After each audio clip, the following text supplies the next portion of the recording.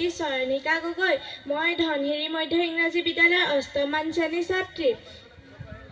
মই এতিয়া কবিতা আবৃত্তি কৰিবলৈ লৈছোঁ। কবিতাটিৰ শিৰোনাম জনমভূমি। কবি নলিনীবালা দেৱী। জনমভূমি। মেলিলো প্ৰথম চকু তোমাৰ কোলাতে আই, জনমৰ আদিম পুৱাত। মুদিম আকৌ চকু তোমাৰ কোলাতে শুই, জীৱনৰ শেষ সন্ধিয়াত। মৰাৰ পাছতো যেন পাওঁহি আকৌ ঠাই, চেনেহৰ শীতলী কোলাত।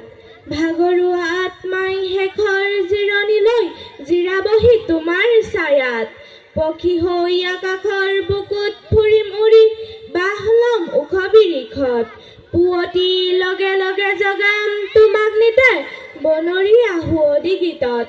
আকাশৰ তৰা হৈ লাগি চাই ৰম, সেউজীয়া শুৱনি জেউতি। জোনাকত মিল হৈ বিমান পথত ৰৈ, উৰে ৰাতি কৰি মাৰতি। হিমালয় পৰ্বতৰ শুকুলা টিঙত গৈ, ফুলি ৰম মানসী বিলত। মলয়াৰ চোঁৱৰত পাৰিজাত ৰেণু সানি, ধুলাম তোমাৰ চৰণত। নদী হৈ পখালিম দুখনি চৰণ নিতে, মাটি হৈ মিলিম বুকুত। সোণোৱালী মেঘ হৈ ৰঙা হাঁহি বিৰিঙাম, হেতা পৰা দুখনি উঠত। ধন্যবাদ। নাম শ্ৰীমতী পূজাশ্ৰী গগৈ। মই নিমাতী পাঁচঘৰীয়া প্ৰাথমিক বিদ্যালয় পঞ্চম শ্ৰেণীৰ ছাত্ৰী। মই আবৃত্তি কৰিবলৈ লোৱা কবিতাৰ শিৰোনাম ককা আৰু নাতি ল'ৰা। কবি যতীন্দ্ৰনাথ দুৱৰা।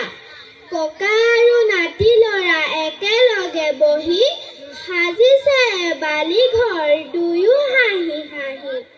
পোনাটিয়ে পুৱা যেন প্ৰথম কিৰণ, আনজন সন্ধিয়াৰ হেঙুলি ৰহন। হাঁহি হাঁহি পোনাটিয়ে কয় উলাহেৰে, সাজিম ইয়াতে ঘৰ অতি যতনেৰে। থাকিব ইয়াতে মোৰ হাতী ঘোঁৰা যত, লগোৱা লিগিৰি আৰু বৰ বস্তু কত।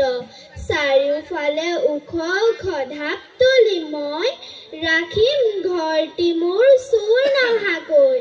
মাজত ফুলনিখনি জেউতি চৰাব, বাটৰুৱা ভুলকৈ ৰৈ ৰৈ চাব। নমস্কাৰ।